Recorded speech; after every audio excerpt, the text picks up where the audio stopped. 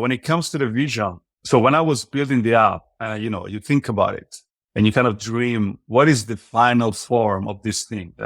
If you get everything right.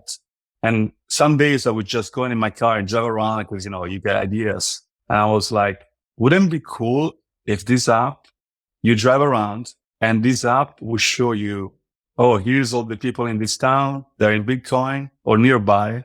And then you get another tab and you see all the meetups. And then you click another tab and you see all the merchants. And as you drive around, it would just refresh and it would show you everything that's nearby automatically. So that's the final vision of Orange Pill app. This is the Freedom Footprint Show, a Bitcoin philosophy show with Knut Svanholm and me, Luke DeWolf. And we love to expand our freedom footprint. We hope you do too. The best way to do that is, of course, to try to emit as much freedom dioxide as possible. The best tool we have for doing that is, of course, Bitcoin. Before we dive into today's show, we'd just like to tell you a little bit about how you can support us.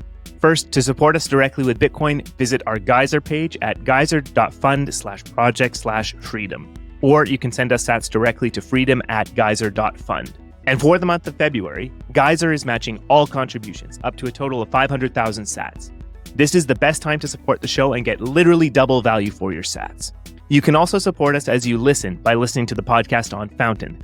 The app is available on Apple and Android, and you can stream sats or send a boost. It's the easiest way to support the show just by listening normally. And if you don't care too much about Luke, you can always visit knutsvanholm.com, where you can buy my fabulous wine, my books, and a t-shirt or two. And if you don't feel like supporting your fellow Bitcoiners at all, at least like, subscribe, and brush your teeth. But seriously, that stuff actually helps. It would be great if you could subscribe to the YouTube channel, like the videos, send us a comment or leave us a review if you're listening on Apple or Spotify or something like that. All this stuff really helps the show, seriously. So yeah, we'd appreciate that if you can do that. Click the damn bell. So thanks for tuning into the show, and we hope you enjoyed today's episode. Welcome back to the Freedom Footprint Show.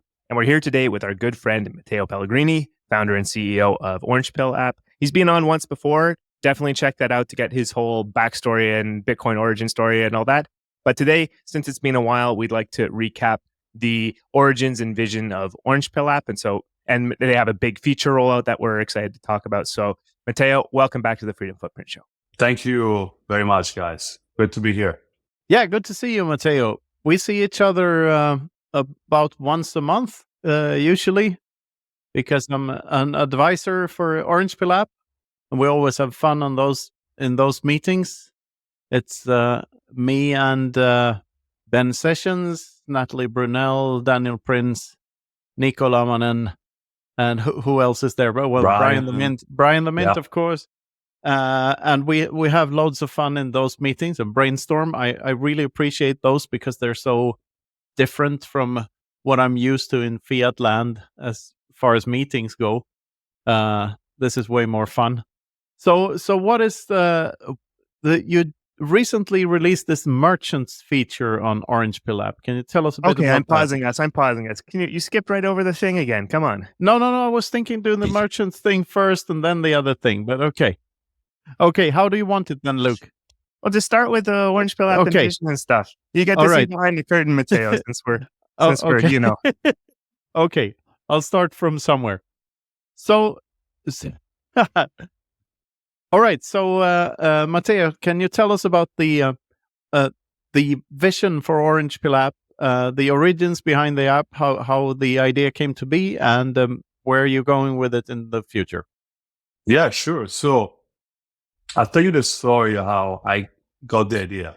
June 2021, I went to Bitcoin Miami, which was great. I got COVID, almost up in the hospital. But besides that, it was a lot of fun.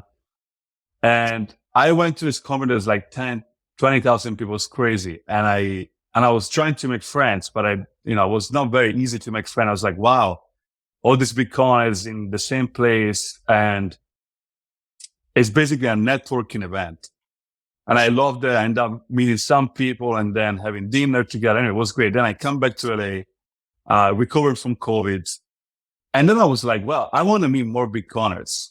And it was like, where do I find them? So I'm on Twitter all the time. Back then, even now, I'm on Twitter all the time.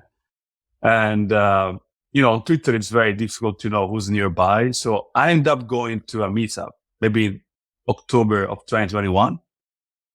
And, you drive an hour because in LA, everything is 1 hour away driving. I drove to this meetup in a brewery, beautiful place.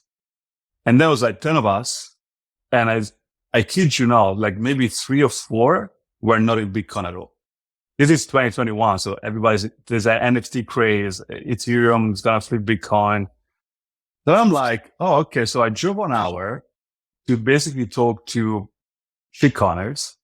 And, it was okay. There was some Bitcoin. It was great, but it's a little awkward because you don't know them. It's like, hey, do you have a Twitter? What's the Twitter? Anyway, so on the way back home, I'm looking at all the building that I was living in Santa Monica. I was looking at all the building in Santa Monica. I was like, there's gotta be more Bitcoiners around here. It's like, I actually went on Google and said, how many people live in Santa Monica? It's like 400,000. And so if you have even 1%, it's like 4,000. I say, how do I find these Bitcoiners without me going to a meetup 1 hour away with half of them not really Bitcoin? So I got this idea in my head that was like ruminating. And then beginning of 2022, one of my friends called me out, say, hey, I want to talk to you. I have an idea. He knows I have a background in technology. And so he tells me he's building a dating app for people that are very active. So let's say you're a surfer, you want to date somebody that's also a surfer because then you already have something in common. Okay, that's great. So as he was telling me this vision of his app, I was like, that's how you do it. Dating apps already solved that problem of how do you find people nearby that have some interest in common. Obviously, if you're a man, you want to meet a woman or a man or whatever it is. And that's how that's how the inspiration for Orange Pill app came from, which is like you use a mobile device with the approximate geolocation, and then you filter the people that get inside the app, which is why we have the paywall. You have to filter aggressively because I had this kind of trauma of going to the meetup. And, 40% was not even, so I definitely don't want to replicate that. And so then, I come out with the paywall idea, which obviously I think the paywall is like 50% of why Orange Pill app is as successful as it is the paywall. Because it does the filtering for me, number one. And number two, actually attract a certain kind of people. The people, and I think now I was reflecting the other day of this, because obviously there's never been a social network, as far as I know, and I think I would know by now. There's never been a social network that started with the paywall, no free trial, like everybody pays to get in, no exception whatsoever. And obviously, it's going parabolic almost. And I'm thinking like the reason why Bitcoiners like this model, I think is two reasons. One, because we are very well aware of what is the difference between the signal and the noise. Because in crypto, it's a lot of noise. Ethereum, Solana, NFT, ICO. So we are like bombarded by noise every single day, whether it's on Twitter or in mainstream media. There's a lot of noise around Bitcoin and Bitcoin is cryptocurrency. And so there is a desire of Bitcoiners to just like, let me pay to find the signal, which obviously in fiat world, I don't think this model would ever work. And then there's also the benefit of once I get in, I know you're one of us because I know you paid $3 or $100 to get the lifetime. And there is an extra level of connection. Like I know you're in Bitcoin because otherwise you wouldn't be here. And I know you're, not just in Bitcoin, but you are so much in Bitcoin that you're willing to pay to be on an app that is obscure. And so that unlocks all kind of, opportunities and use cases. You probably told you this, Knut. There was an NBA guy in the app which ended up being an investor, and he would fly out to all over the country to play basketball.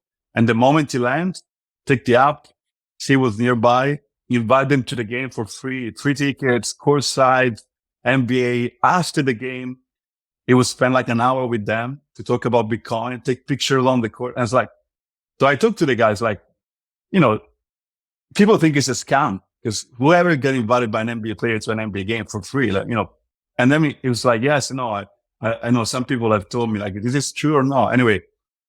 And then he told me, look, I have hundreds of thousands of followers. The guy won a championship with LeBron. I have 100,000 of followers on Twitter and Instagram. Say, if I post who wants a free ticket for this game, I don't know who's coming. I don't know if people are even nearby. So through this technology and through the filter on the paywall, it was able to get people. And then, you pay $3. The next thing you know, you're hanging out with an NBA player. And so the paywall is definitely at least 50% of the success of Orange Pill App, if not more.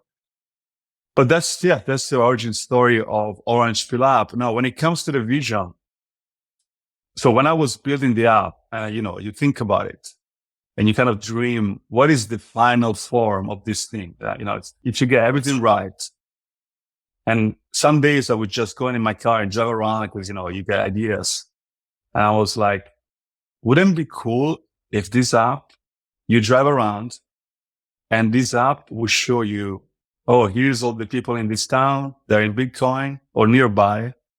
And then you got another tab and you see all the meetups. And then you click another tab and you see all the merchants.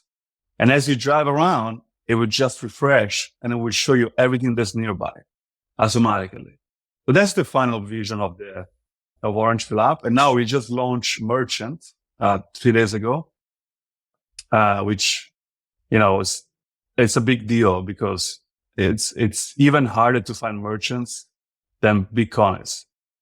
And I've been looking now online, like, where can I find merchants to tell them about Orange Pill App? Have this feature. It's like, I was on a website the other night. It's called BitPay and it's a beautiful website. It's corporate. You can tell they spend a lot of money and they have a list of all the merchants that accept Bitcoin. I said, wow, this is great. Now I'm going to contact them and let them know they can also get an account. And I kid you not, I contacted 3 of them. I found their Twitter account, send them a message. Hey guys, do you accept Bitcoin? 3 out of 3? No, we don't accept Bitcoin. And I'm like, okay, just so you know, you're on a website that says you do, blah, blah, blah, blah. And again, we go back to the paywall, the filtering. If something is free, you get the noise. And so merchants are live, we just launched 3 days ago. We have 41 now. Funny enough, this is a very funny thing. So I live in North California in a town of 10,000 people. And next to me, there's a town that's 150,000 people. So it's not that big, but it's the biggest town in the area. Now, of all the foreign merchants that sign up all over the world, we have one in Bulgaria, one in Dubai, one in Australia. 2 of them are in the town next to me, which is like, how is that even possible? And you would never have known without the feature. Oh yeah. There's no way. Yeah. There's no way I would find them. So that's kind of the Orange Pill App origin story, the vision where we're going. I mean, really what we're trying to do here is to create as many offline, in-person connection between Bitcoiners as possible, which in my view are way more powerful than an online connection. And also they're obviously way more censorship resistant than online connection, right? The government can come and shut down Twitter, your email account, anything. But if I know there's a guy in the next town that I can buy gas, or if I know there's a butcher here and a grocery store here, and we're going to get CBDC, maybe we don't, maybe we will, I can just go and, pay in Bitcoin. There's now a way to step out of the system completely, like outside of fiat completely. You can get paid in Bitcoin and now you can spend Bitcoin. So you never need to touch fiat.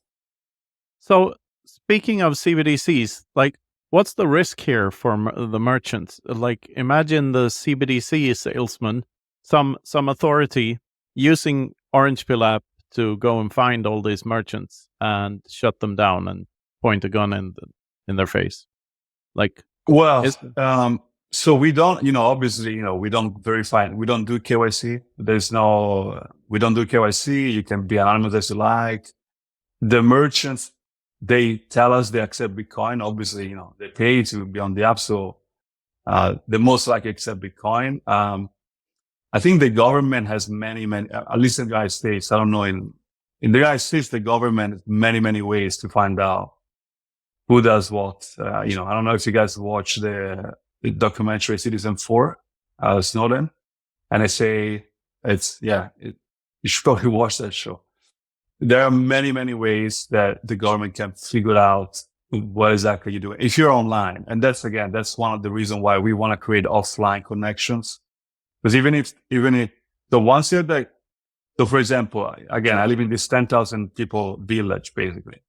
And when I moved 2 years ago, I don't know anybody. I found a friend through Orange Pill, right?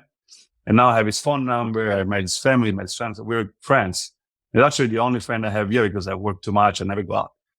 But now I have this connection with this guy. So if Orange Pill gets shut down for whatever reason, let's say, I have this connection. So now I am anti-fragile. Exactly. I've experienced that recently down here. Like I have a friend there in a neighboring town here, about an hour away. And we met in Amsterdam, and we connect via Orange Pill app all the time down here. And, that's cool. Go and have lunches and stuff. Yeah, exactly. It's about creating these connections.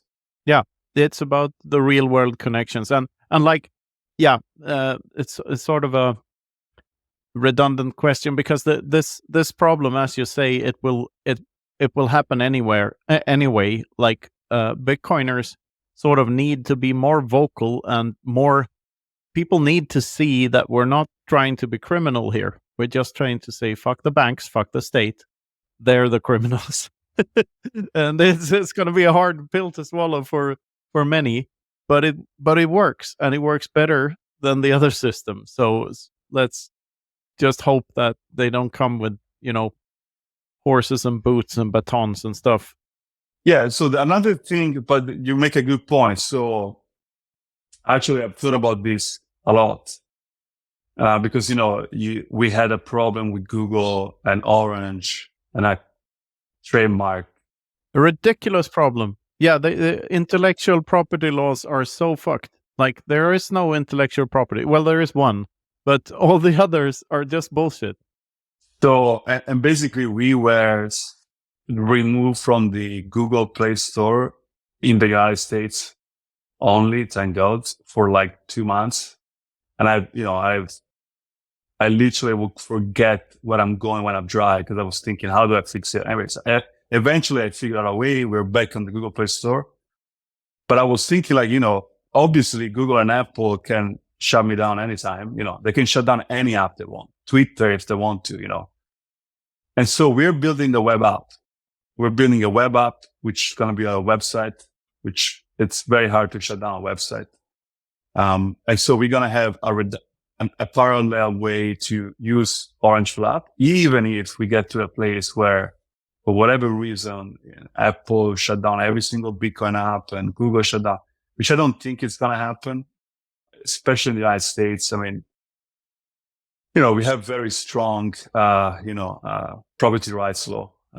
But, at the end of the day, they're probably private companies. They can kind of do whatever they want. So we're building a web app just to give us all the possible optionality.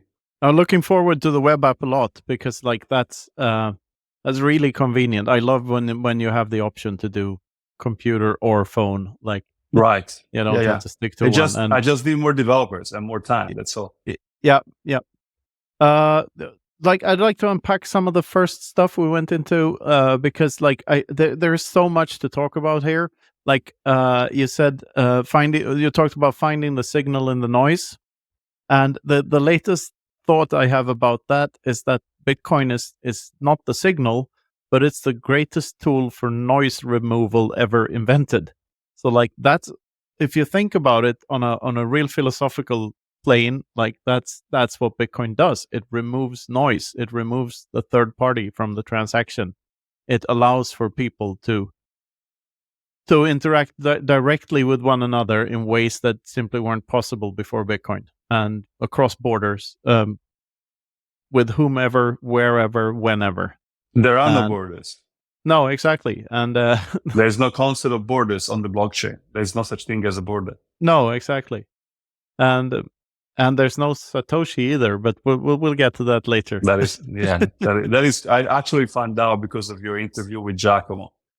I had no idea. Yeah. I actually sent. It's funny because I was talking to a guy on Orange Flap that was Bitcoin / ordinals. I'm like, do you even? And I was like, it was trying to convince me about ordinals. Like, man, you can't. Satoshi doesn't even exist. The SAS don't even exist. What do you mean? That's not true. I said, look, go listen to this podcast. So I send your video to more than one person with Giacomo. Nice. Yeah, that's the thing. The way I see, and I've been thinking a lot about that, and like how to frame that, and how to like warn people about these stupid JPEGs in an efficient way, and like a beautiful way to say it. And the way I see it, the Satoshi, like the Satoshi does not exist. All that exists is UTXO, like unspent transaction outputs, right? And so the Satoshi is not data. It's not even information. It's something else. It only exists in our minds, because all it is keeping a secret, and that keeping the secret is the thing that allows you to change the state of the network or of the time chain. And you get to change it to a certain extent, and the extent to which you get to change it is the amount of Satoshis you have. But all of that is in your head, and it's nowhere else. And I find that insanely fascinating. Somebody made an analogy. It's like a Satoshi is like a meter. It's just a unit of measure, but it doesn't really exist. No, exactly. You can't buy a meter. you can buy a foot. It's a convention. Yeah, you can buy a full long sandwich, but it's just a convention amongst human that this long is 1 meter. Doesn't mean it exists in nature. No, exactly. It's the same idea of sats. Here, our friend Dominic Frisby would start debating us on the metric system. Yeah, that's right. But I do, yeah. You're from Italy, so let's not get into that. I am from Italy, as you can tell. Yeah, speaking of the Satoshi and the thing, we had a conversation about, and I saw a tweet of yours about how Satoshi should have named the network one thing and the asset another. So can you explain your thinking around that? Right. So I was thinking about. So I'll be honest with you. Around Christmas time or December, I just got into this mining thing, this high seas environment problems, the ordinals. I'm not a miner. I've never even seen an ASIC in my life. So I never really look into, how does mining work, NFCs and block rewards and all that kind of stuff. But anyway, so I see the fee spiking, and I start thinking about, well, we have a problem here. That if fees get too high, no, here's what happens. So here's the story. A woman on Orange Flap approached me and said, look, we want to onboard students in this high school. And we want to give them a hardware wallet, a cold card or something cheap with $50 of Bitcoin on it. And I was like, wait a second. You're going to give them nothing. Because at that point, like a transaction was like $30, right? It was like the top of the fees. And I had to explain, look, if you give $50 of Bitcoin, these people might never be able to actually use it, spend it or move it, do nothing with it, right? So, well, what did you mean? So I explained the point of fees. And so then I started thinking, okay, fees are actually, so there is two things in Bitcoin, which unfortunately they're called Bitcoin, but you have the network and you have the asset. And you need both together, but they're separate and they're separate properties. So the network, the property, so we say Bitcoin is decentralized, censorship resistant, divisible, portable, durable, etc. In reality, you have those properties are actually not. So the network has only two properties. Have the censorship resistant is not on the asset. Meaning, again, if I give you 10,000 sats of Bitcoin and you can't move it, there's no censorship resistant there. It's like if I give you if I tell you, hey, there is a nugget of gold at the end of the ocean, but it's yours and it's censorship resistant. You can, it's a better asset, but go get it. You can't, right? So are you, just to be clear here, this is still about the fees. So you're calling the fees a form of censorship in a way. No. I'm talking about the property of the network. Okay. The censorship resistance is provided by the network, which is the nodes and the miners. It is not the asset itself. Like I can give you forget about fees for now, right? So if I give you Bitcoin and you lose your key, you can't move it anymore. So there's nothing to do with the fees. But the Bitcoin is still divisible, it's still portable, and it's still durable. The Bitcoin is going to be there forever, even if you don't have the key. So you still have those properties. But unless you can access the network, you will not be able to use the network properties, which are censorship resistant and decentralization. These are properties of the network. Now, and then you have property of the asset itself, which is divisible, portable, fungible, all the money properties that, we all. Now, these two things, in order to interact with each other, the mechanism is the fees. So you have the asset and you want to send it from me to Knut. I have to pay the fees so I can access the network and benefit from the network properties, which are decentralization. It's not really a benefit, decentralization, because nobody really cares about decentralization per se. Is that decentralization enable censorship resistance? But decentralization is not even a property. No, it's a means to a greater end. An unfortunate means to a greater end. Right, exactly. And so now, and this I think is the reason why some people think, because we say Bitcoin is for enemies. So that's what I go into this thinking about. What does that actually mean? Bitcoin is for enemies. And then I figured, okay, the asset is for enemies, meaning you can be the most horrible person on earth. Nobody should be able to stop you from using Bitcoin, the asset, meaning you want to send Bitcoin from North Korea to Iran to build a nuclear bomb, whatever. Okay, you should be able to move the asset as you please. The network is not for enemies. In fact, if you think the network is for enemies, you're going to lose everything else. As we are seeing now with the fees. And so now, once we understand that there's the network and the asset and their distinct properties, and you need one to access the other and the other to access the other, and the mechanism to access these two elements is the fees. Now we can talk about the fees are in a way, definitely a way to censor the Bitcoin. If I'm a state actor, like for example, the United States have 200,000 Bitcoin today. Forget about the ETFs, which, technically, you can count them as government property, right? So you can just imagine if the US could say, okay, from now on, these 200,000 Bitcoin, we're going to make sure every single block is full and we're going to pay the possible highest fees. So that Knut and Luke and Matteo and all the people that have maybe 1 or 2 or 3, whatever, it's impossible for us to use the network. And there is this, you can say, wow, but you have Lightning Network. Okay, but how do you open a channel?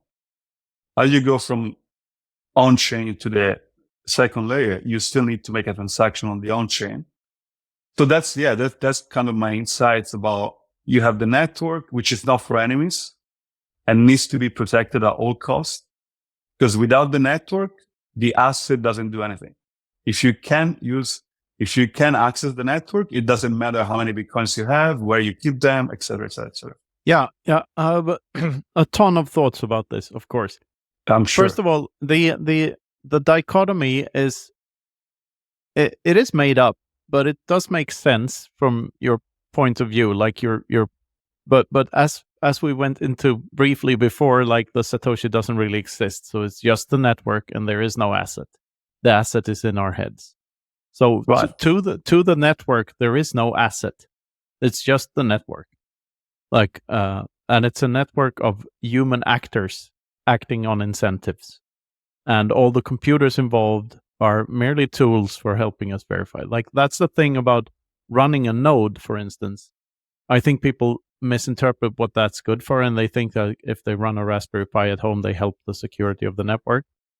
The thing they help is they help verify their own transactions. Like, that's what you run a node for, so that someone isn't sending you fake Bitcoins, or right, in a sense, right?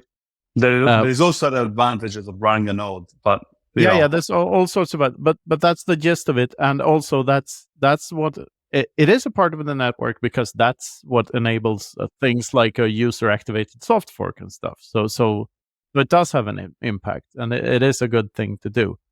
And when you say another thing here is when you say that the United States has 200,000 Bitcoins, what that it really means is that some guy has 200,000 Bitcoins. Some guy possesses them. The United States may own them on paper, but some guy has the keys, like a custodian or whatever it is. The custodian is not an institution; it's a person. And they might be in some sort of multi-sig solution, but at the end of the day, it's just a guy or some guys keeping a secret from one another. So that's another thing to consider. Like, if this guy is ethical and the United States wanted to do something akin to what you described as clogging the chain with bullshit, then that some guy might just take the Bitcoin and fuck off. Like, that's a possible scenario. So and just alluding to this because there are so many things at play here that are not obvious at first glance. What are your thoughts? I don't really know how the U.S. government store their Bitcoin, if it's on Coinbase or if they have the wallet in some building in the Pentagon. I have no idea. I know the U.S. government has let's call it access to 200. That sees Bitcoin, I think, from Silk Road, if I'm not wrong. Yeah, I know. But there is a custodian somewhere, and that custodian is always vulnerable to a $5 wrench attack. Like, oh yeah.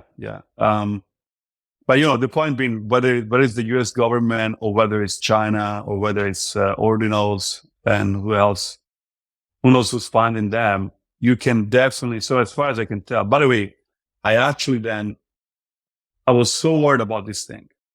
I wanted to figure out what is the maximum amount that fees can be on a sustained period. Oh yeah. We had a conversation about that. I remember we had a call about that, about like brainstorming about that about the month I think ago. I'm actually figuring it out because fees are paid in Bitcoin, not in dollars. Yes, and Bitcoin as a finite amount. 21 million. Actually, today is 19.4 million. Then some are lost, some are in, who knows, but let's say all are available. And then you can work your way down to figure out. So here's my prediction. Fees are never going to stay above 1,000 sats per VByte for a long period of time because there is not enough Bitcoin to sustain those amount of fees. So let me run you through the math. At 100,000 sats per VByte, if you have a one output, a one input, so the smallest possible UTXO, a transaction will cost you 200,000 sats. Okay. Now that's the smallest one. So we're being very generous here. So let's call it 200,000 sats. It will cost to make one transaction.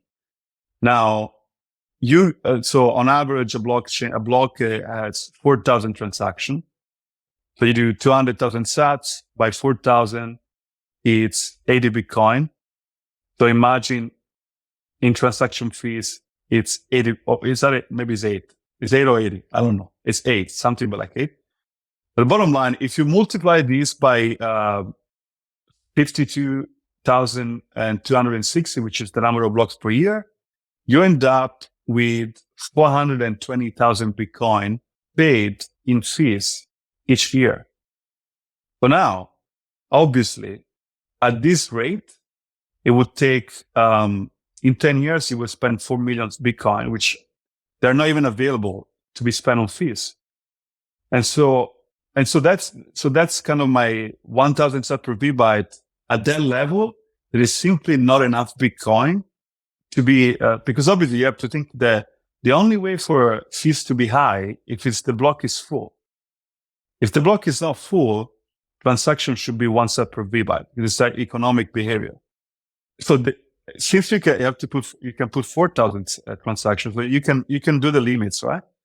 And so my prediction is, so I come up with this 1,000 sats per VByte. You end up costing 400,000 Bitcoin per year just in fees, which is obviously not sustainable. And if you look back at history, I think we've never been above 1,000 sats per VByte. For very few blocks have been above. I don't know, the median fee. Obviously, you have always the guy that paid 2 Bitcoin by accident. And so that's my calculation. So now think about this, right? So here's the problem.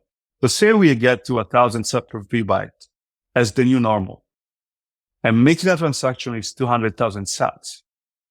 If you have UTXO that are 1 million sats, you can only make 5 transactions, and then it's gone in fees. So any UTXO below 1 million is basically dust. And so one warning, if anybody's listening and doing the DCA $50 a month and transferring $50 out, that's probably not a good idea. You might end up basically DCAing nothing. And so now, if people have 10 million sats UTXO, which is, it's not bad. A 200,000 transaction fees is 2% fees. And unlike fiat, where you can always make more of it, you can make more of Bitcoin, which means at some point you're going to run out of sats because of fees.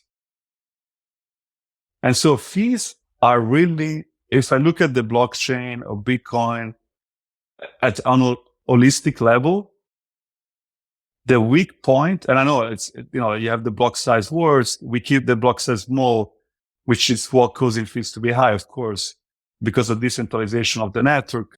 But the fees, as far as I can tell, is the way to attack Bitcoin, the network, is through the fees, which obviously, we've been seeing this now for, without being conspiracy theories and whoever is paying ordinals to JPEG. If I'm a bad actor and I say, okay, how do I stop Bitcoin? Plug the blockchain so nobody can use it. Well, you don't stop it. You just pause it and you force people to hodl for a long time. Right. But so you said, let me ask you this. I know you told me this, but if I want to buy a house in Bitcoin, am I going to wait 6 months to make that transaction? Well, you could make the seller wait 6 months. Yeah, I mean, it's not exactly viable. You can write in the contract that, okay, I'm going to buy this house, but I'm not going to pay more fees than this. Are you okay with that? And you can make a deal like that. And also, the 1,000 sats per VByte, it's an estimation. I get that, but there are other ways to pay miners than on chain, which is the problem. And this is also why it's so important for solo miners and smaller mining things to actually be miners and not just be hashers. And the only way to do that right now is to connect to Ocean. Ocean has no competitors at the moment. Like the alternative is solo mining, I guess. but all the other pools set their own rules, and you don't have a say in the rules. And then you're not a miner, you're a hasher. You're selling hash power. You're an employee, basically. Yeah, exactly.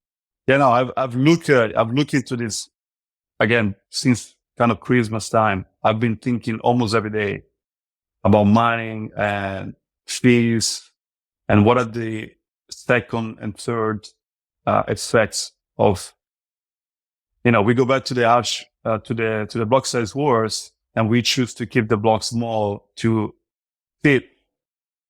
Yeah. About the blockchain trilemma, of course. I think there's a dilemma as well, which is you can either have decentralization of nodes, or you can have low fees, which means as many people as possible can access the network. You can have both.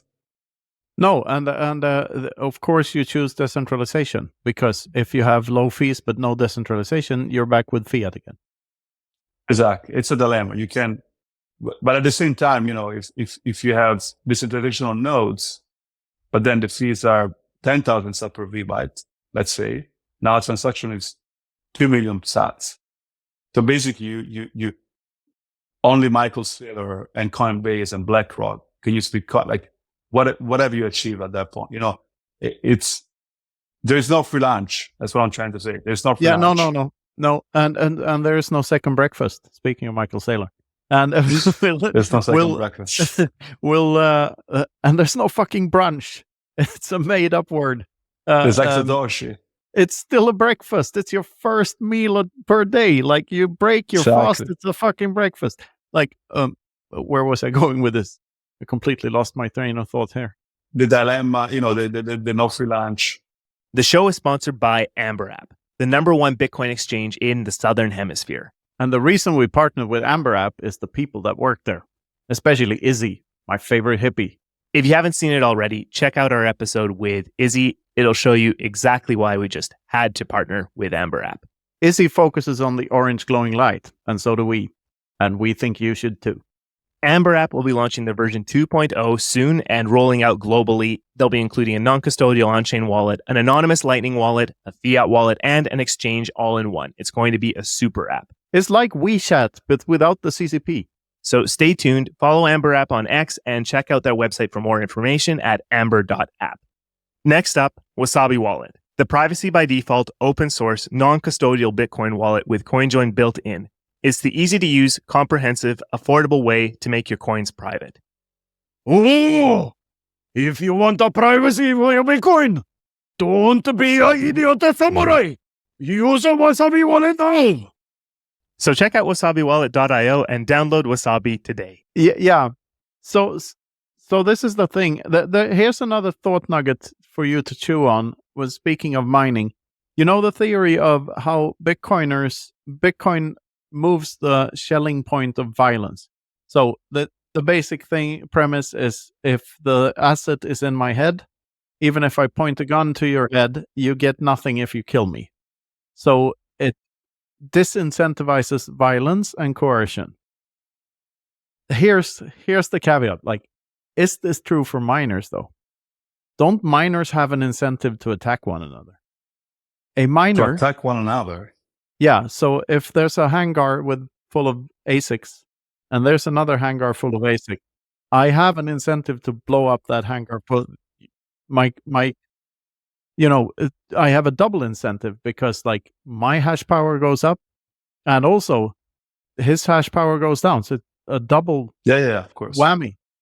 Yeah, definitely. I mean, mining is a ultra competitive environment where it's a zero-sum game. Either I mine the block or you mine the block. And definitely the more hash power I have, the higher the chance I mine more blocks than you, and the less hash power you have, the still more the chance. So here's another thought that I had a couple of months ago that maybe explain why we haven't seen the miners' civil wars. Because Bitcoin is a finite asset, right? That means, so imagine we live in a Bitcoin world. There's only Bitcoin. Just imagine that for a second. Now, what happens is all the productivity of the world has to fit into this box called 21 million. Everything divided by 21 million. Exactly. Now, but wait, I think it gets better than this. Now, obviously, as economic actor, we always want to improve our lives, which means that's why productivity goes up all the time, because I want to make my life easier and you want to make your life easier. So you got to think about how am I going to make this thing that I'm doing faster or cheaper? And that's how productivity, and that's how technology exists and productivity. So now, yeah, it's even simpler. Like if you practice, you get better. Right. Yeah. So exactly. all prices ought to go down. It's as simple as that. Yeah. Yeah. It's yeah. Exactly. So now, but think about this, right? I'm in California. You're in Spain, and Luke is in Finland. In the field world, whatever you do in Spain and whatever you do in Finland, whatever I do in California, we don't benefit from it unless I'm using the product or service that you're working on, right? Clearly. But in a Bitcoin world or in a finite monetary system world, since all the productivity has to fit in the same box, whenever you increase your productivity, I gain from it. Yes. Because the purchasing power of whatever Bitcoin I have has to go up to match your extra productivity. Exactly. Which is, the fiat world is actually obviously is the reverse of that, because there's always more units. And well, so it's not the exact reverse. It has a bit of that. I would say I call it the dog on three legs. It's a handicapped version of Bitcoin, basically. But we do also, since fiat currencies are exchangeable for one another, there is a certain synergy. But then again, there's the money printer, so the system itself handicaps itself. Like it no, exactly. Yeah. Is the printing that, so when you print, you're making the box bigger and bigger and bigger. So think about the amount of money in circulation is all in a box, and you own a percentage of that box, which is whatever your net worth is in fiat. Now, in Bitcoin, the box cannot get bigger. In fact, it actually gets smaller every day because people lost the keys and, but let's just stay fixed. That box is fixed and you have to stuff more and more productivity in it. In the fiat world, they can make the box grow faster than the amount of productivity that goes into the box, which is why we have inflation. Yeah. I would say you and Luke benefit from my productivity whenever whenever inflation is slower than the increased productivity of mankind. Of course. So that's why I say it can be. Yeah. Which is which is the whole point, which is how inflation even exists, is only if you print more money than the velocity of productivity. Yeah, the velocity of money printing that has to be higher than the velocity of productivity, and now you get inflation. If the money printing is slower than the productivity increase, you get deflation. This is why prices were so stable on the gold standard, because the increased efficiency in finding new gold was about the same as the increased productivity and everything else.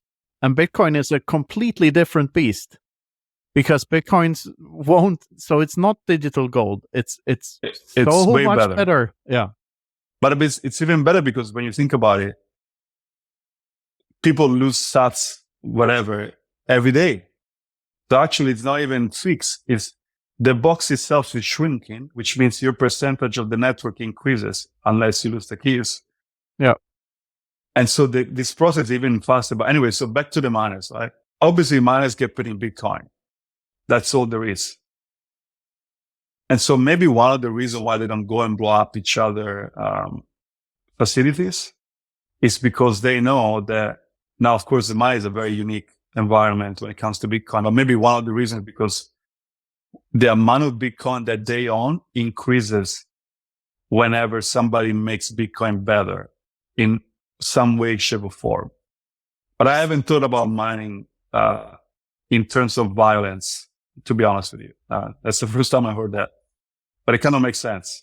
Yeah, I spent a bit of time thinking about it, and I think miners do have an incentive to keep Bitcoin working long term, but they Because also they get have paid in Bitcoin. yeah, but they can also get paid in fiat. And this is why it's so important for a miner to be an actual miner and not just a hasher for a bigger pool. Because the thing that happens is like, so the pool participants, the hashers, when they see that a pool is getting too large, like it's approaching 50%, then they need to switch pools. And they usually do that because they're afraid of Bitcoin being taken over by one pool. The problem is they don't know the ownership structures of the pools. So the same entity may own both of the biggest pools, which is what like Luke Dash. Yeah, may. So this may or may not be a problem. If it's true, it's definitely a problem, and we should stay vigilant and do what we can to like protect Bitcoin, because Bitcoin is precious. The experiment cannot be replicated. We cannot have a Bitcoin 2.0. This is it. Life is not a rehearsal. Bitcoin is not a rehearsal. We have one shot at this. One shot. So it's very important to, if you're a miner, to act morally. If not for anything else, then for your own survival. Your own long-term survival is entirely dependent on you knowing where you direct that hashing power. Yeah, again, I didn't know much about mining until 2 months ago, and then I went so fast into that. Yeah, miners getting paid out of band. It's a problem. It's definitely a problem. I mean, miners, it's actually the pools that get paid out of band. They are the miners. They are the miners. Yeah, that's true. They're the miners. Yeah, no, there's definitely a lot of shenanigans going on. Then if you never look at mining, you have a different view of Bitcoin. Once you start looking at mining, I think you get more nuanced and a little bit more realistic about the Bitcoin, the ecosystem. And maybe I shouldn't have done that, but I have. Well, there are. It's not simple though, and I don't think this JPEG bullshit is some sort of sustainable long-term attack. I just don't see that happening. I think there's some risks to it involved, and like it might reduce the functionality of Bitcoin somewhat for a certain amount of time, but I don't see it as a sustainable thing. And also, miners getting paid off band, like everything in an economy is connected. There's no such thing as a circular economy. All Bitcoin transactions are usually you're buying something that is not another Bitcoin. You're buying something outside of the chain, right? So everyone was always going to be paid in something that wasn't Bitcoin. The problem here is like that these mining pools have another incentive than to just like provide hash power to make the best monetary network ever created secure. And get paid in new Bitcoin. They also, the thing is that they're not Bitcoiners because they don't see how precious those Bitcoins are. They are fiat minded. They want to grab as much cash as they can as fast as they can. Absolutely. Yeah. There is a lot, now that I had this company for almost 2 years now, I've actually spoke with a lot of companies in Bitcoin, and I can tell you there's a lot of Bitcoin companies that are no Bitcoin companies. You talk to some companies, because I was trying to build my payment infrastructure for the Bitcoin membership, and I talked to some companies that I was kind of fan of it before I got into this business. Like, oh yeah, you have to KYC. Like, what do you mean I have to KYC? What's the point of doing Bitcoin and KYC? What is the point? It's like going to a vegan restaurant and asking for a steak. They just go to the steakhouse. But they would just throw. I actually got angry one time and got the call. They would just throw KYC like it's nothing. I said, oh yeah, you just KYC. What's the problem? I said, are you serious? Anyway, so yeah, there's a lot of there's a lot of fiat people in Bitcoin, more than I could ever imagine. And, don't trust verify. Let's put it that way.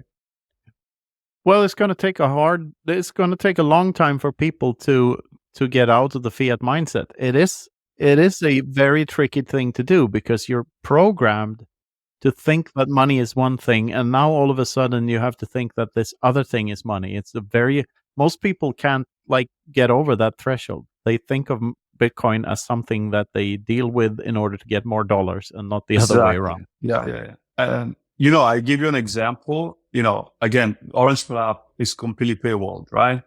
No free trial, no freemium.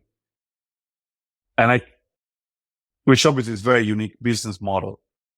And I can tell you that, especially nowadays, because people have learned kind of, but at the beginning it's like, wow, why should I pay for this? And when you think about it, this is the most fiat mindset ever. Yeah. Why should you pay for somebody else's labor? Are you serious? Like Bitcoin, I actually come out with this kind of, when it comes to business models, you have two kind of business model. You have the honest business model, which is, hey, do you want this? Pay for it. Use it. Get that, do you want this steak? Great. Here's $20. And then you have so you pay up front, you know what you're getting. It's transparent. And then you have the dishonest business model, which is everything is free. Don't you worry. We might steal your data and sell it to the biggest advertiser, but and it's by definition a dishonest business model because you don't know what you're paying for. You don't know in fact, when you don't pay for something, you're most likely going to end up paying more in some indirect ways. Yeah. And the fiat virus is very prevalent, without a doubt. The saying goes, if it's free, you're the product. And the add-on to that is, if it's publicly funded and quote unquote free, it's not free at all, but you're still the fucking product. Yeah. It's that's a trick. You see, that's a trick of fiat world. They trick us, especially in Europe. Free healthcare, free education. Yeah. It is not free, number one, because the teacher they still need to get paid. Yeah. And then you see, this is a thought that I had many years, because now I live in the US, but I'm from Europe, I'm from Italy. But I can't tell you how many arguments are going to people. Oh, but you guys have to pay for healthcare. Isn't that crazy? It's like, obviously everybody pays for healthcare. And I'm not defending, by the way, the insurance model, but that's a different story. But if I'm the government and I want to have more power over you, me giving you free stuff is how I get you to be more dependent on me. And I still charge you. Yeah. I still charge you with taxes and inflation. And it's the perfect robbery, actually. I give you something that you think is free. I get more power over you because now you need me more than before. And I still charge you. And people will go out and defend me. Yeah. It's perfect. It's so ridiculous. There is no second breakfast, as we've been through already. There is no second breakfast. And people, the only reason that they can get away with calling it free is that the media is state funded or state subsidized. The media, the education, everything. Everything. Yeah. And it's so depressing. Like, people actually vote for higher taxes. Like, how gullible can you be? Like, they don't. I mean, they don't even know. I call this the fish and the water problem. Have you heard the story? Two fishes, they meet in the morning, and one goes to the other. Hey, how's the water today? And the other goes, water. What is water? Yeah, exactly. When you are in water all of your lives, you don't even know what is water. And so people don't even know what is the government. They just think, oh yeah, sure, education is free because, we pay taxes. it takes a long time and a lot of time. It takes a lot of reflection and study, and even the willingness to be saying, "Oh, I've been wrong all my life," and all the people I know have been wrong. It's kind of hard when it takes some kind of person to say, "Hold on a second. Have you all been wrong here? Have we all been fooled for decades all my life?" It's not easy. I can understand. I can understand why people don't want, and also as you know, the last thing people want is to be wrong. And what's that Mark Twain quote? Like, it's easier to fool a person than it is to convince him that he has been fooled. I think there's a lot to that because people don't want to be wrong, and they don't want to. Yeah, so it takes courage and self-criticism, and those are scarce assets. They're very scarce, yes. The show is also sponsored by Geyser, the portal to the creator economy on Bitcoin. On Geyser, creators can monetize their work through their communities in a social and engaging way, and you can send sats to your favorite projects.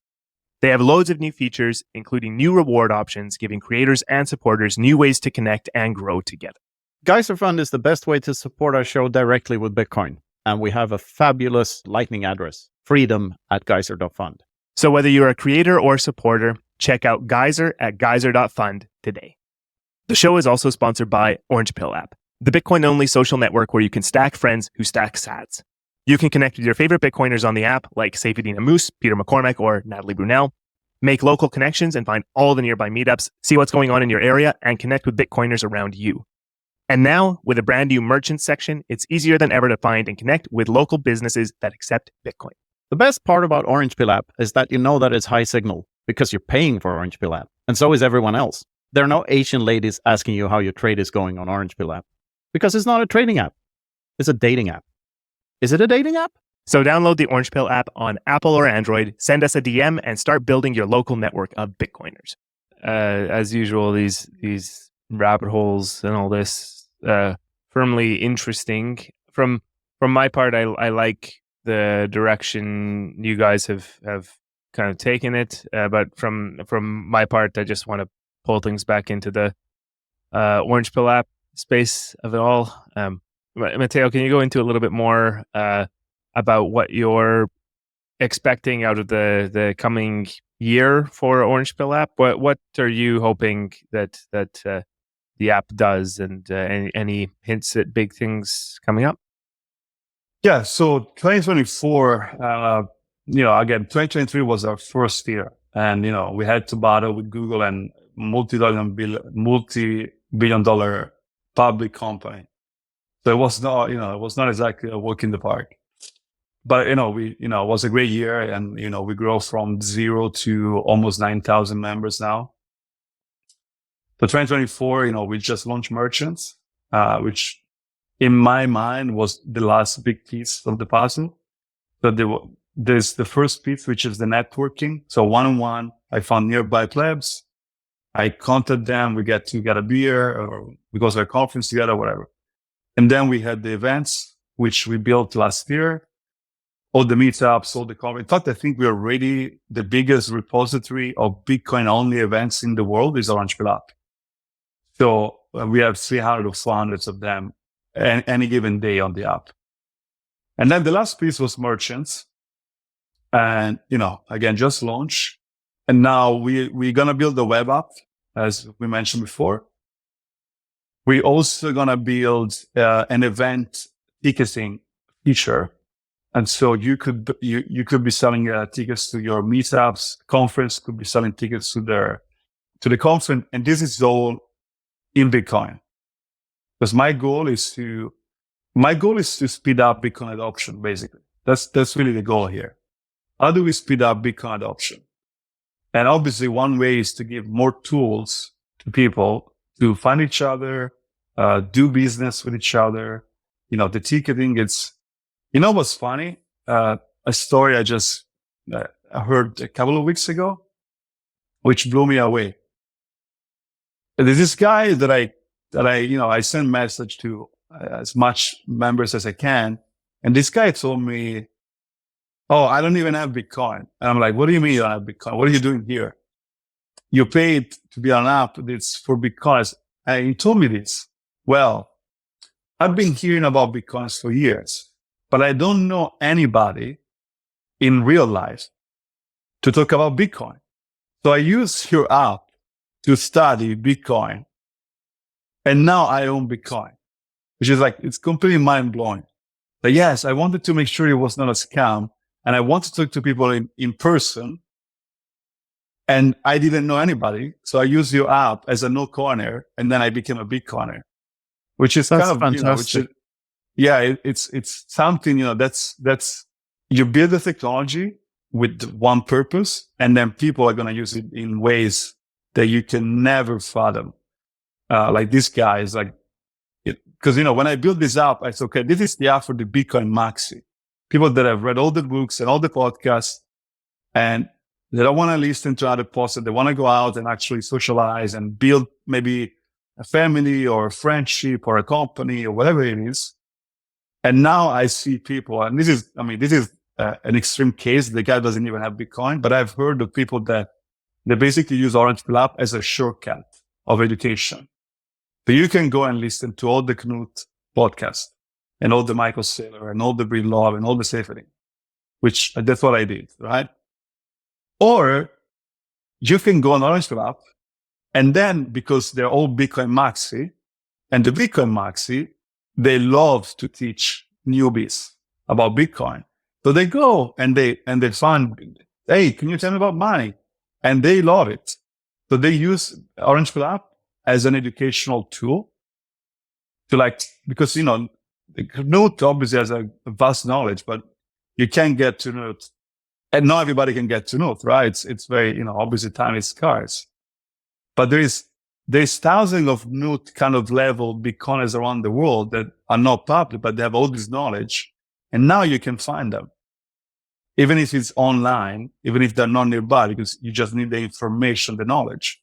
And so there is all this element of speeding up the adoption of Bitcoin and giving more tools, and also making the network more resilient.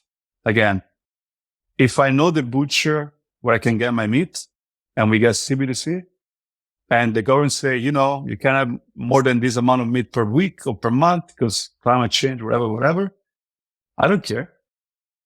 But I need to know where is the butcher. I need to have that connection first. And so that's one of the goals of the app. Create connection so we can step out of the fiat world. Matteo, you've said before that the goal of Orange Pill app is to make Orange Pill app redundant. So like you're accelerating hyper-Bitcoinization. So when we're actually all Bitcoiners, there's no need for Orange Pill app, because then everyone's the same anyway. Yeah, there's an argument. There's an argument there. Personally, I believe hyper-Bitcoinization, it's not next week or next month or next year. No. But it's a fun many years. Yeah, but it's probably many generations. But it's a fun thought experiment, regardless. So I was thinking about that when we talked about honest miners and stuff before, and being bribed outside of the chain and everything. So, and when you talked about that no coiner just going on Orange Pill app to find Bitcoiners, like, would you define that person as a Bitcoiner before he had Bitcoin? Like, maybe, right? Like, what is a Bitcoiner? It's a very strange, abstract term. But I think there's an argument to be made that a Bitcoiner is a person that holds honesty higher than anything else, in higher regard than any other behavior. We love honesty. Like, we want honesty everywhere. So that leads to another question. If hyper-Bitcoinization happens and everyone's using Bitcoin, Orange Pill app is redundant. But isn't Bitcoin itself redundant too, if everyone's honest? Yeah, well, I can tell you this. I was talking to an investor last week, and he's in Bitcoin, but he's not really in Bitcoin, right? And I asked the guy, what is the percentage of people that are pro-honesty, pro-freedom, anti-government, anti-state. What would you say is a percentage?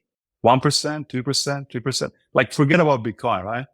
If you go on the street and say, hey, do you think the government should be bigger or smaller? Do you think the government should tell me what vaccine I need? Or, there's definitely a percentage of people in the world that don't like that. And I told the guy, look, these people are all Bitcoiners, even if they don't own Bitcoin. They just don't know yet that Bitcoin is the tool to get what they want. Yes. And I told the guy, look, it's very reasonable to think that at least 1% of the world, it's anti-government, pro-freedom, pro-honest. It's probably more, but let's just 1%. That's 80 million people. Now, Bitcoin Maxi today, whatever you want to call it now, I call that Bitcoin Maxi. It's probably 500,000, maybe 1 million, maybe. So I sent a tweet actually after this call. I say, okay, so if 1% of the world is eventually going to be a Bitcoiner, and now it's only 1 million, that means the price of Bitcoin has to go up 80 times. Because we're going to go from 1 million Bitcoiners to 80 million Bitcoiners.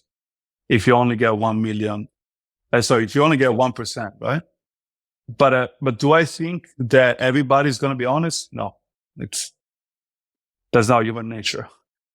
Do I think everybody's going to be a Bitcoiner? No. If I'm honest, there's never going to be a world. I mean, if you study enough history, you see this over and over again. There is always people that want more government. There's always going to be people that choose security over freedom. That's just in human nature. And there's the minority are choosing freedom over security. I don't think there's ever going to be a society where perceived security. That's what they're choosing. Yeah, in their mind, it's security. Yeah, because you can say reality is only perceived, right? You can say reality doesn't exist. It's what you think is reality. Here's another rabbit hole. Yeah, there's another rabbit hole. But so there's, in my view, look, there's always going to be a need because of human nature. There's always going to be a need for a tool to find people that are in the minority, pro-honesty, pro-freedom, anti-government, no matter what. Now, Bitcoin could be $10 million and Bitcoin could be the global reserve currency. That's not going to change human nature. Somewhat. It's if you move the Schelling point of violence and change the incentives, it's going to change the incentive. Exactly. It doesn't change the human nature. You don't change human nature. You can change. Where do you draw the line? You can change the incentive structure. No, it's that's why we're in this, I guess. Like we really do see a brighter future here. Yeah, we have a tool now. We have a tool for the first time, at least in my lifetime. We have a tool to achieve what we always wanted, which is more freedom, less surveillance, less scrutiny, less restriction. The internet was supposed to be this, or obviously, the internet has been captured completely, obviously. Not completely. It's still... compared to the original vision, it's pretty much... Yeah, but it's still better than only having landline phones. Oh, yeah, yeah. But the internet was the tool that was going to liberate humanity from governments. Oh, we can now find each other. We can now communicate with each other. And then you have the NSA, and then you have Facebook and all this big tech. And why, and again, and this is one of the reasons why I'm not exactly bullish on Nostr, is because the internet did not have economic incentives embedded in the protocol. If you remove the economic incentive of Bitcoin dies tomorrow. Literally. There will be no mining. There will be no nodes, except some cyberpunks. I mean, the reason why people get into Bitcoin is number go up. I mean, that was my reason. I don't know about you guys, but I think 95% of people, they say, okay, yeah, this can, and then you count from the gains and stay for the revolution, right? The internet didn't, because it was free to use and anybody could use it, there was no cost to use it. It got captured by big tech and big government. And that's kind of one of my criticism of Nostr, which I align with Nostr on the principles. I see three problems with Nostr. You want to get into that? One is psychological, one is technical, and one is strategic. So the psychological problem is this, right? Why do people use social media? There's two reasons, as far as I can tell. One is to consume content that is not available elsewhere. So TikTok, short, addictive videos. You can only find them on TikTok. Instagram, beautiful women and places. It's like all rosy. It's on Instagram.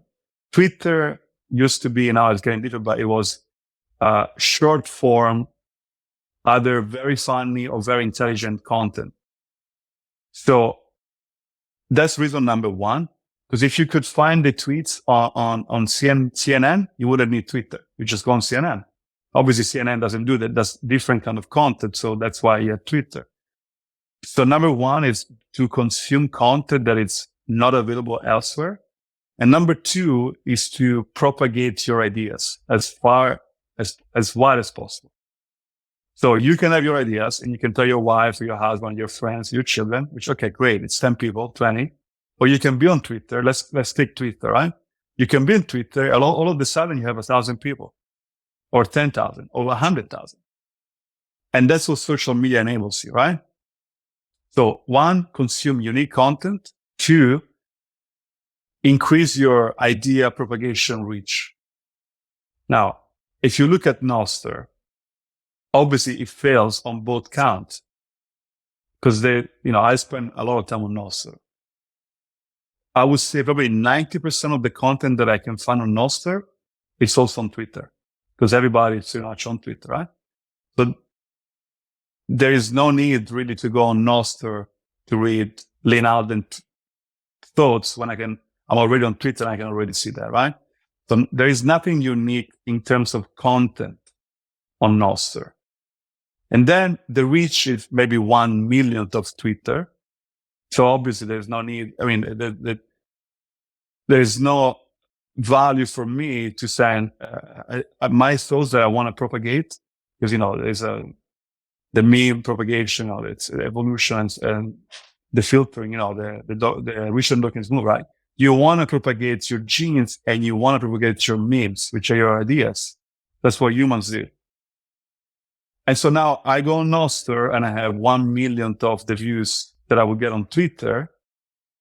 And also there's really nothing unique on Nostr that I cannot find elsewhere where I'm already have. So that's problem number one.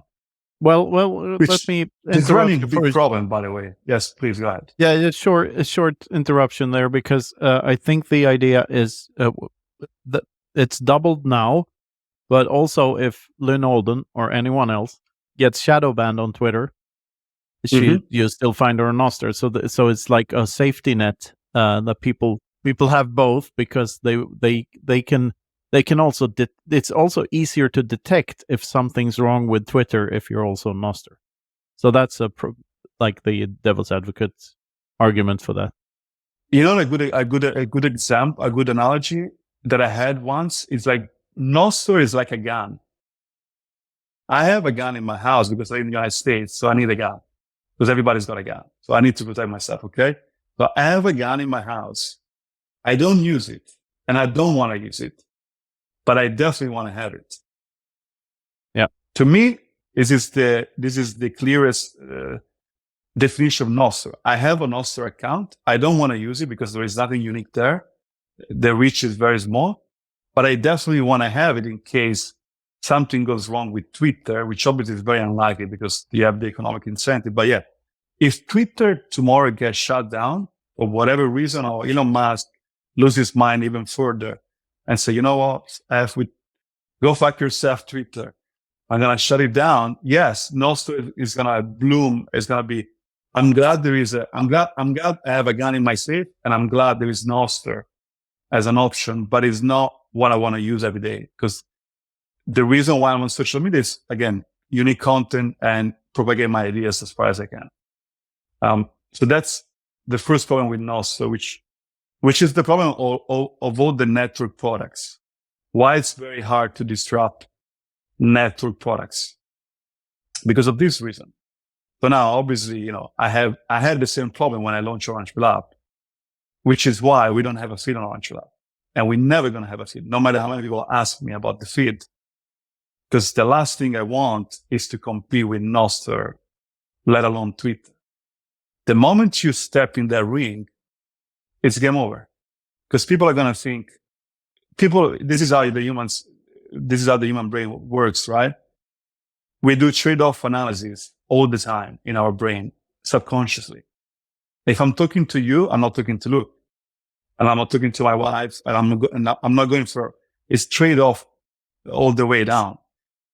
And so the humans are really good at doing this in the background. So if I'm on Twitter, I'm not on Nostr. If I'm Nostr, I'm not on Twitter. Now, of course, we already talked about why Twitter is way better. So anyway, so that's problem number one. Problem number two is the technical aspect of censorship resistant, which censorship resistant is just a service that is provided to you by somebody else. In the case of Bitcoin, is a service that is provided to you by the miners and the nodes, which are paid in big.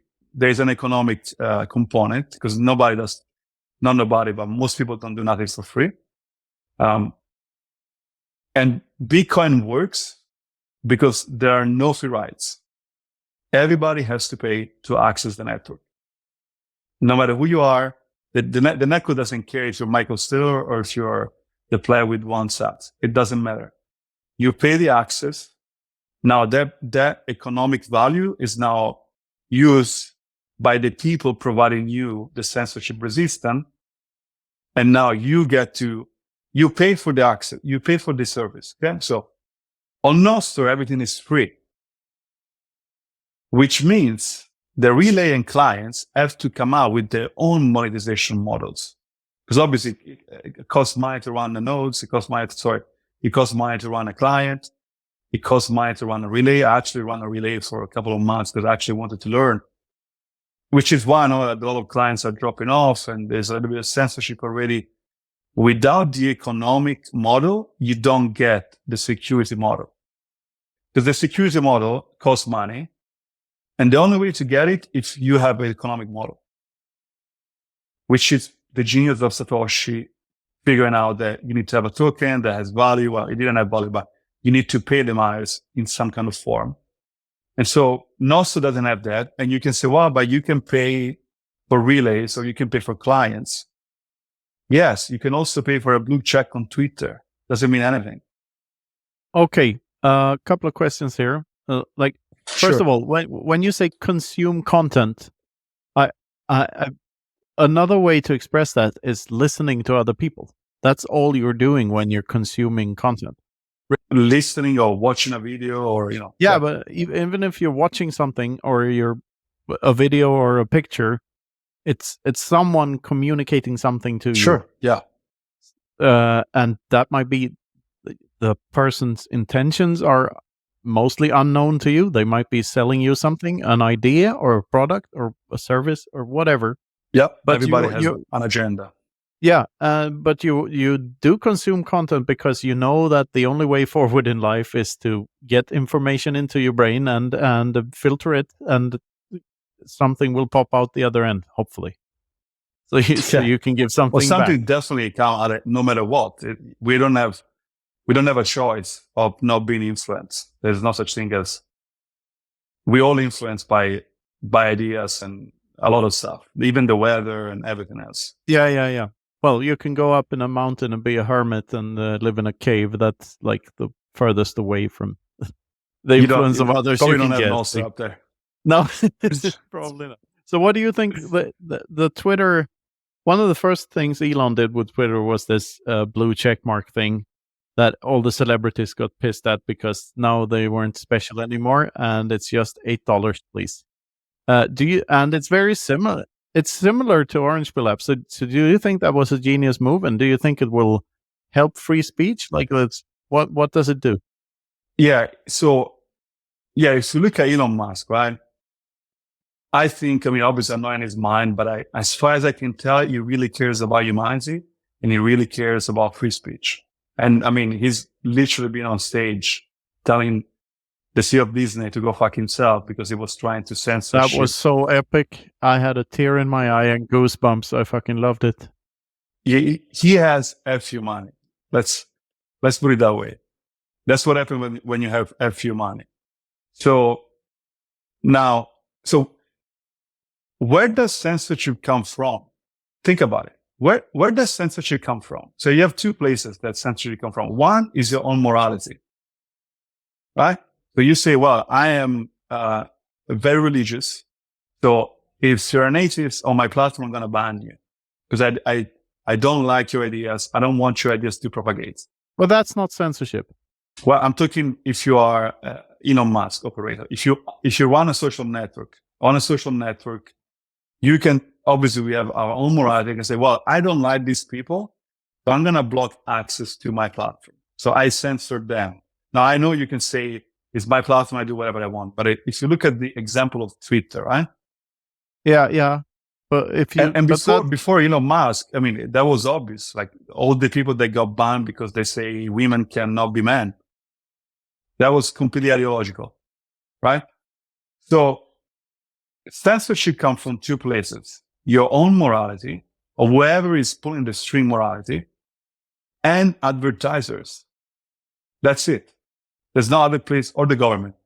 Sure. Government is the biggest sinner here, I think. Yeah. So the government, obviously, as we know now, the government was telling Twitter, ban this guy or declass. Okay. Well, okay. These are all interconnected because, like the more the fiat monetary experiment runs, the more important it becomes to be politically connected and virtue signal to appease the money printers. Yes, instead of actually providing value to your fellow man. So like that's clown world. That's what it is. That's why we see these weird things and people focusing on weird issues. It's because it's more lucrative for them to be political than to actually provide value. Exactly. So back to Twitter and Elon Musk. So obviously we now know that Disney pressured Twitter to censor some content. That's clear. And one of the reasons why we're never going to have ads on Orange Flap, by the way, it's also one of the reasons, right? Because the moment you ads, what is ads really? It's somebody's paying you to perform a certain action. We go back to the economic incentive. The more I get older, Knut, the more I realize that follow the money explains almost everything. Absolutely. Follow the money it's whenever you look at the world and you don't understand, just see where the money are, and you're probably going to end up finding the truth. Anyway, so now Elon Musk said, yeah, so the way to escape the advertiser power over a platform is to charge people to use the service. Because obviously running a Twitter costs, I don't know, probably $50 million a year or more. I don't know. But obviously, so there's a cost. That cost, who paid? So here's something that you and I talk about this. Whoever paid the cost has the power. I repeat, whoever paid the cost has the power. And if you don't pay the cost, you definitely have no power. The person that pays the cost has power over you, in this case, the advertiser, or the platform operator that has to pay the bills for the relay or the client on Nostr. It makes no sense to me that I need censorship resistant because I have some or specific communication that I cannot put on Twitter. And I go on Nostr and I want this communication to be propagated, but I'm not paying for it. How does that make any sense? It doesn't. How is that a scalable model? How can there be a scalable model? It doesn't make any sense. Am I correct reading between the lines here that you're telling us to drop Orange Pill app as a sponsor of the show and start charging people to listen to this thing instead? You should, if you could. If you could do that, it would be, obviously, we're friends, but definitely, yeah, of course, I give you a perfect example. I have my own morality, of course. And let's say you start shilling Ethereum, you can bet your ass that I'm going to drop the advertising. The moment I hear you shilling Ethereum, it's my duty to not fund things that I don't like.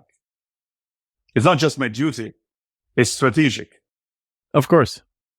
But this is the thing. If I may interrupt again, like this is why I think the morals are slightly different when it comes to this type of pod and advertising, and with Bitcoin companies in general, because we are incentivized to help one another, and we all benefit from each other's success.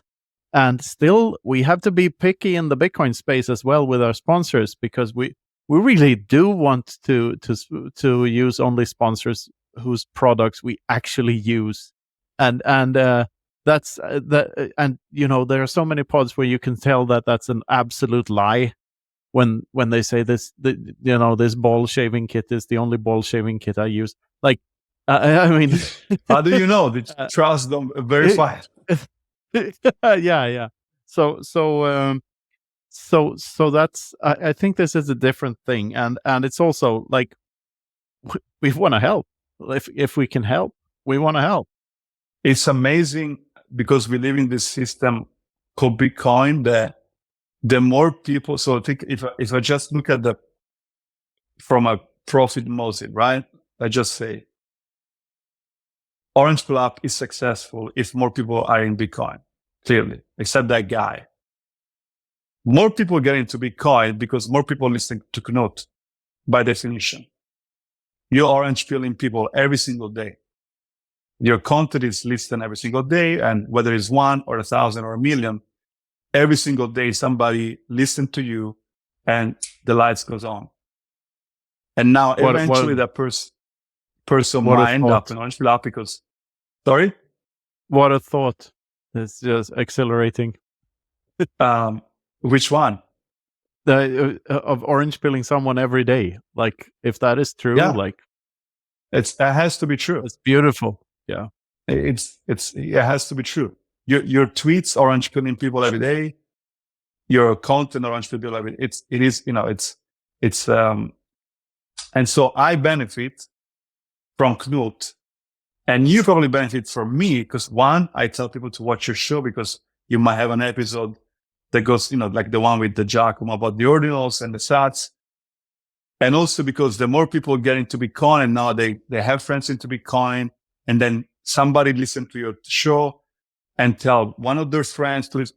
It's all a flywheel that we all participate, even if we're not connected. It's magical. It is magical. It's incentive structure. It's the thing you talked about before. It doesn't matter that we're in different countries. We all benefit from the success of Bitcoin. And by proxy, then we all benefit from the success of other Bitcoiners, regardless of what their business is, really. Absolutely. Yeah, absolutely. As long as they're not fiat in it for the fiat gain. Well, as long as it's not FTX. Last criticism of Nostr, and this is devil's advocate, of course. There's also a strategic element. So I've learned about Bitcoin mostly on Twitter. I mean, not that I've learned mostly, but I've heard about it on Twitter, and I follow you on Twitter before I listen to your podcast, right? Twitter is the battleground of ideas, global. It's where ideas get shaped, where ideas get shared. And again, we go back to the propagation of ideas, right? And Bitcoin adoption is, let's say, 1%. So 99% of the people have no idea what Bitcoin is, or they don't like Bitcoin, or they believe Bitcoin is boiling the ocean and killing the whale, whatever. So now with Nostr, there's only Bitcoiners pretty much that talk about each other what is Bitcoin is. Now these people are outside of the battlefield. So let's say Matt Odell, right? Which big on Nostr and great communicator and very smart guy. Do you think that Odell is best placed in Nostr or on Twitter? If I just look at Bitcoin adoption, I want Odell in the battlefield. I don't want to there on the top of a mountain with 10 Bitcoiners talking about how beautiful is Bitcoin. It's a strategic mistake to take your best players off the field. The field, it's Twitter and YouTube and LinkedIn and mainstream media. It's not Nostr. Nostr is like, oh, we really won. Everybody's a Bitcoiner. Now we can talk about, but we're not, we're 1% adoption rate. The battle has not even begun. So by going on Nostr, you suck away some of these players, some of this talent, and you're kind of hiding in a room. And now it doesn't really help Bitcoin. Well, yeah. I slightly disagree with that. I think though it's a loss for Twitter to not have Odell or Gigi there as much anymore, it's definitely a loss. But I still think they might be tired of that whole thing. I mean, getting a lot of followers on Twitter is not a positive only. Like the more people that know about you, the more at risk you are of running into psychopaths. So I can understand why people don't want to limit the amount of attention they get, because it's sort of a fame or recognition. It's sort of a beast that once you released, you can't tame it. You don't know what will happen. The Streisand effect and everything. So I can clearly see why people see that. Oh, holy shit! I'm becoming famous. I ought to stop this immediately and try not to be. Now that's great, but that's nothing to do with Nostr. You could just stop tweeting. Well, you can stop tweeting, but then if you still have an urge to shitpost, like Nostr might be a good alternative, because I guess the ratio of psychos on Nostr is still smaller. I mean, or let's put it another way: there are real Bitcoin psychopaths on Nostr and not fiat psychopaths. So yeah. That's true. But anyway, so these are my three criticism or problem that I see with Nostr, and hopefully somebody smarter than me go and figure out how to. Because ideally, it would be great if you have a platform just as powerful as Twitter that is not controlled by a big tech, even if it's Elon Musk. It would be beautiful if we had that tool. The same way, it's very beautiful that I can send you any amount of money I want with one click. It's amazing. And we have it with Bitcoin, and obviously fiat, it's the opposite of that. It would be great, but the difference that me sending you money doesn't require network effects. But me being on social media required network effects. And so that's, we go back to the 3 problems that I explained. Yeah. Hopefully we can both pick some better brains than our own on about these topics on Madeira, where we'll be talking to a handful of jacks about this, hopefully. Jack Dorsey would be great. I had a little bit, I don't know if you know this, but he summoned me on Nostr a couple of months ago. Oh, really? You should come on Nostr to debate, kind of, And then I went, my arguments were not as refined as they are now. It was like back in February, like very early days. But I would love to be wrong. Honestly, I don't criticize Nostr because I don't like Nostr. I criticize Nostr because I see the problems and I don't see the solution to those problems. But I would love somebody to tell me, no, look, this is how it goes. This is what's not. I would love that. I would love nothing that to be wrong about Nostr. Yeah. So if you want Jack Dorsey to come on to the Freedom Footprint show and debunk all of Matteo's arguments, leave a comment below, like, subscribe, and click the bell button, brush your teeth, and read a good book every now and then. And we'll make it happen. Thank you. Thank you very much. Matteo, we've been going on for almost 2 hours now, which is a bit longer than we usually do. But I absolutely love this conversation. It's always good to catch up.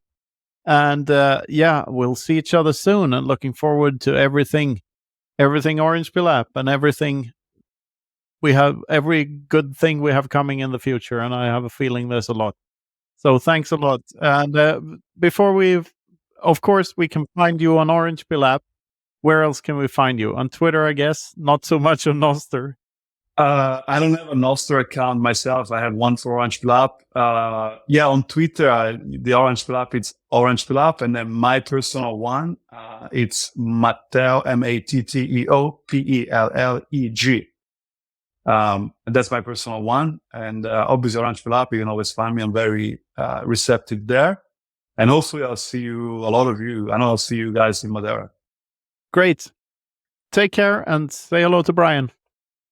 Thank you. Thank you, guys. This has been the Freedom Footprint Show. Thanks a lot, Matteo, and thank you for listening.